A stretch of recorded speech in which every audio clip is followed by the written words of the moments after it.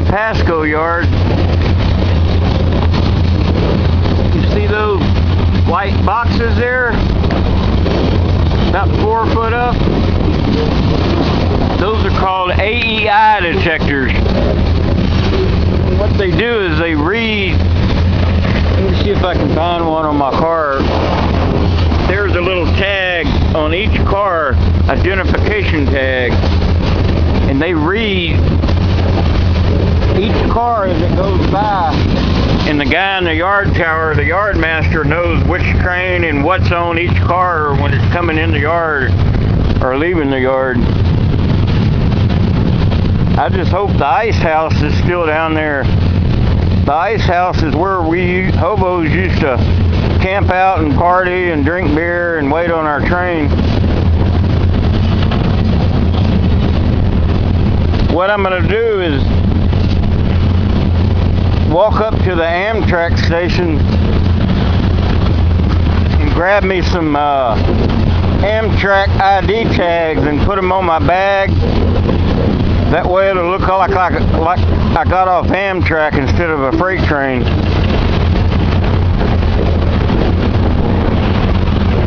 Now there used to be a really cool bull here named Manny. He's kind of a short Mexican guy. He never would write you a ticket or nothing, but he'd take your picture and keep it for his files in case your body was ever found on the tracks dead. He could identify you. But that's been over 10 years ago. He might not even work here no more. But he used to come down to our hobo camps and he'd eat with us. He'd eat our mulligan stew with us, have coffee, talk to us, listen to our stories. He was probably, I don't know, 35, 40 at that time, so he might be getting close to retired, or they may have transferred him into another bigger yard. I just hope he's here, because he'll let me record him. He always used to allow the tramps and hobos to take his picture.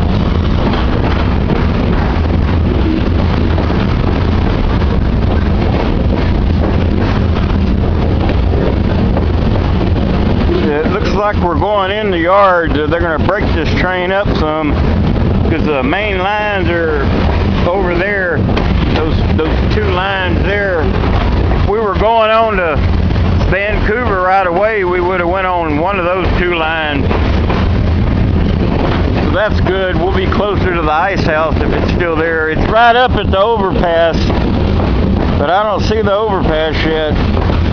They could have torn it down and made an underpass. Plus, I'm pretty close to the front end of the train, which will place me really close to Amtrak station. And again, if that's still here, I'm not sure if Amtrak still runs a route through here or not. I think they still do.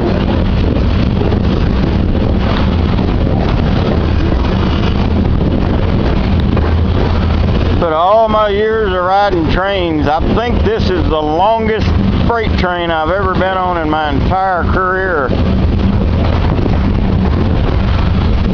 I was thinking it might be 130 cars long, but there's got to at least be 160 cars on here.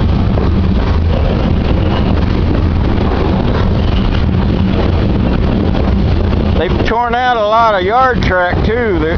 All this used to be one track after the other.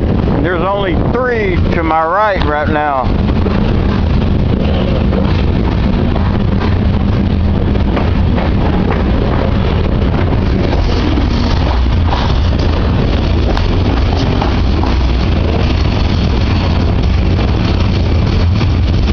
There's a loaded grain train. That was the pusher unit you just seen. Now that one will be going to the Port of Vancouver, to either that or Port of Portland, Oregon, to offload all that grain.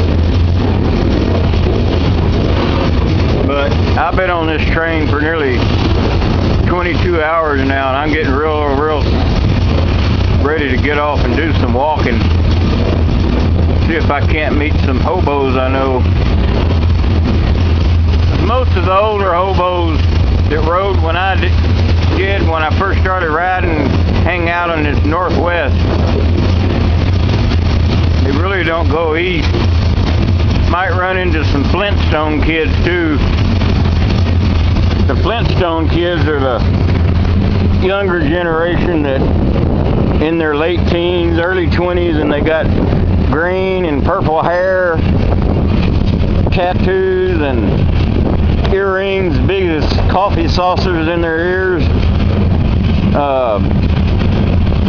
nose loop earrings in their Achilles tendons, earrings in their butt cheeks. And most of them are, well, I don't say most of them, but some of them are hooked on that heroin really bad. They got more track marks up their arms than the railroad yard has tracks. But they tend not to go too far from their heroin supply. Because if you're a heroin junkie, you really can't go too far from your supplier or go in withdrawal. They might make a run out one crew chain, turn around and come back if they get enough heroin for them to go that far. But I'll do an interview with some of them if I run into them. And of course do an interview with some older guys. Maybe meet some really old FTRA members. Of course, they probably won't let me interview them, but I can sure talk to them. They'll be glad to see me.